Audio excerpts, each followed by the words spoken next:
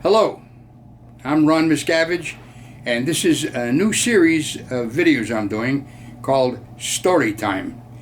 And basically what it consists of is me reading stories out of two books that I've written. One is called True Confessions of a Kid, and the other one is called Hideouts for Midgets on the Lam. Both of these are available on my website, therealronmiscavige.com. So if you'd care to get a copy, you can just go there and they're available. But meanwhile, now, for your enjoyment only, a story out of True Confessions of a Kid called The Window. There was a window on the second floor of my house. This was no ordinary window. But before I describe it, let me describe my house so you get the general idea of where it was located. This was a 3-story house. It had a half cellar, which meant only half the cellar was underground. To give you a better idea, there were 2 windows in this cellar, and from the outside they were at ground level. But if you were in the house, they would have the same position of a window as if you were on the first or second floor.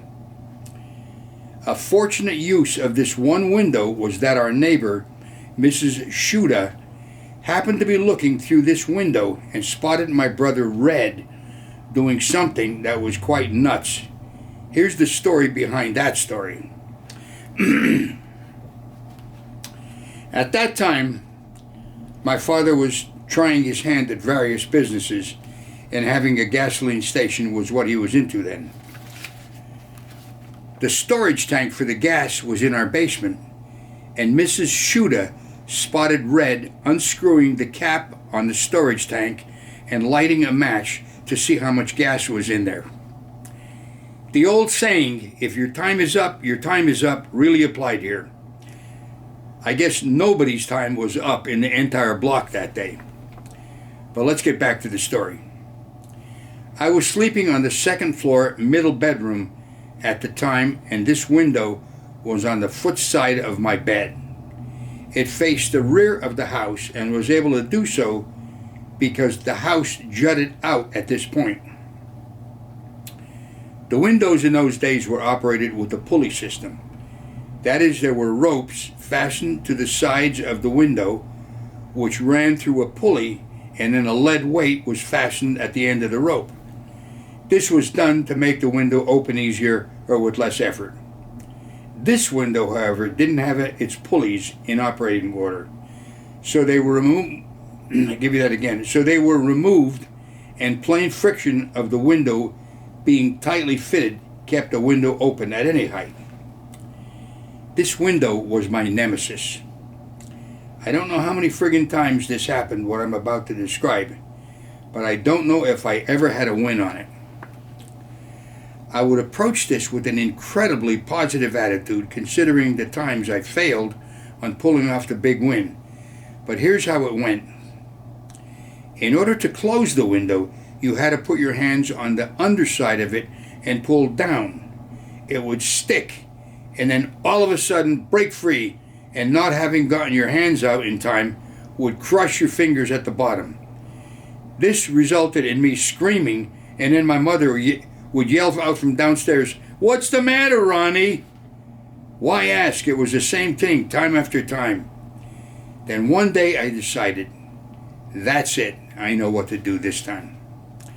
I decided to push it higher or more open to begin with, and this would give me more time to get my hands out before they got crushed at the bottom.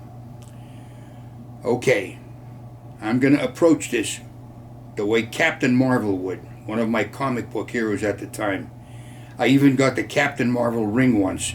One size fitted all, and your finger turned green from wearing it, guaranteed. I took a deep breath, sized up the window, and thought to myself, am I going to let a window beat me? No way. I'm going to beat you today. I approached it and determinedly pushed it up as far as it could go.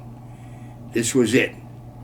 I grabbed the underside of it and just held it for a while to gather my thoughts and get focused. Then, with an extreme pull downward, started my effort. It wasn't budging at all. So I backed off and thought, I must muster up all of my strength and really pull down hard, harder than I had ever done before. This is it. It was D-Day. Now or never. I was determined. I grabbed hold of the bottom of that window with my hands and pulled as hard as I ever had in my life. In a split second it gave way and down it came. Whoosh! I didn't get my hands out and it really crushed them this time. I screamed like a banshee to relieve the pain, to no avail, because now the window stuck on my hands at the bottom. I then had to muster up the strength to pull the window up enough to get my hands out to see if they were broken. God damn it, what a day. I never did win that game, but came within an inch of taking a sledgehammer to that window and busting it up, frame and all. End of story.